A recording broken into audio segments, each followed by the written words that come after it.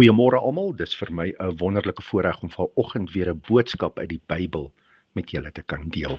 En baie dankie dat jy vanoggend tyd maak om hierna te luister. In Jesaja 43 vers 18 staan die volgende woorde: Vergeet van al die dinge wat in die verlede gebeur het. Dis niks in vergelyking met wat ek nou gaan doen nie. Ek gaan iets nuuts doen.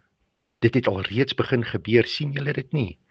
Ek maak 'n pad deur die woestyn vir my volk om huis toe te kom. Ek maak vir hulle riviere in die woestyn.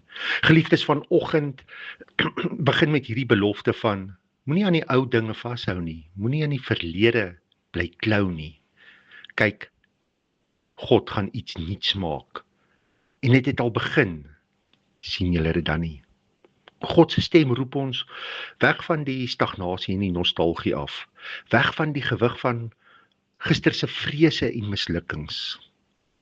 Ja, God is die God wat nuwe paaie in die woestyn maak, wat strome in 'n dorre veld laat breek.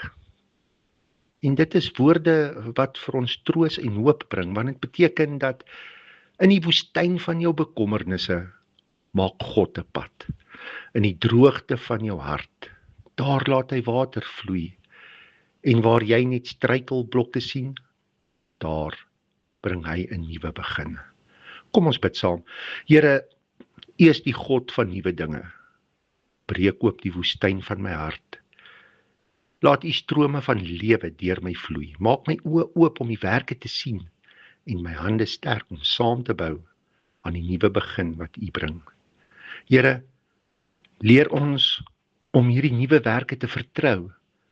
Gee ons rus van die verlede en moed om saam met U die nuwe dag te betree.